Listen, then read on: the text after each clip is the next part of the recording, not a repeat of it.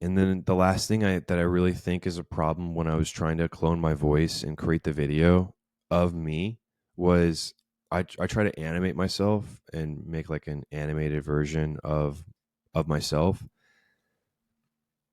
That was a problem because the length of video that you can create is so low. You can't create large videos. When I say large, like when I'm talking about time, the length of the video is too short for it to be realistic. Like I could only create 30 to 45-second videos. So I wasn't able to then piece those separate videos together. And then I just scrapped the whole thing because I thought it was a waste of time. So if they could figure out, all right, if they could figure out the length of time that you can create videos, the other stuff I think is pretty close. Like it's very close. So it leaves us to I say the last frontier, and there's been less emphasis on this than there has been on the video. And just recently, models started including audio generation within their videos that are created or sound effects and stuff. So it's not a problem that has been worked on as long or with as much emphasis, and is just starting to be included by default in these models. So, audio.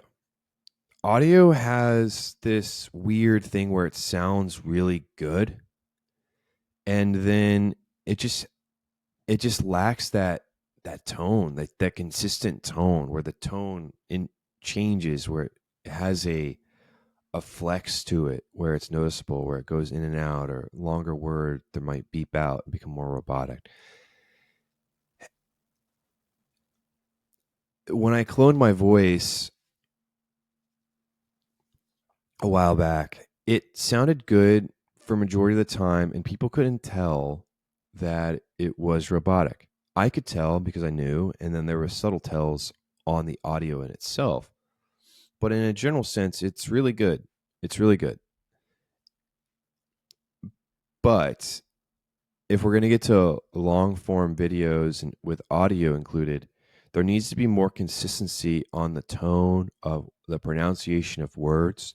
The words need to have emphasis and emotion and tonality to them, where you can go up, you can go down, you can whisper, you can go get mad, you can be stern.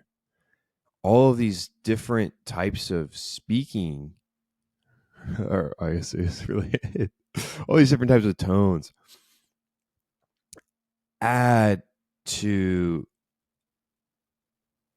the emphasis that you're human, and that you are engaging, and that people want to listen to you, and that there's something there besides just some synthetic code and prompts. I think much closer than people think on this. People have a really hard time. Untrained ear can only identify AI created audio, I think 50% of the time, and then a trained ear about 70% of the time. So if a trained ear can get down to 50, that means untrained ear theoretically would be at 30% if the number still holds true. So then if you can only identify it 3 out of the 10 times, you're just listening to a lot of AI stuff. And once again, this is one reason of many that I record these podcast episodes in video, the emphasis on the video, because video is more engaging, but also it protects people from listening to AI slop.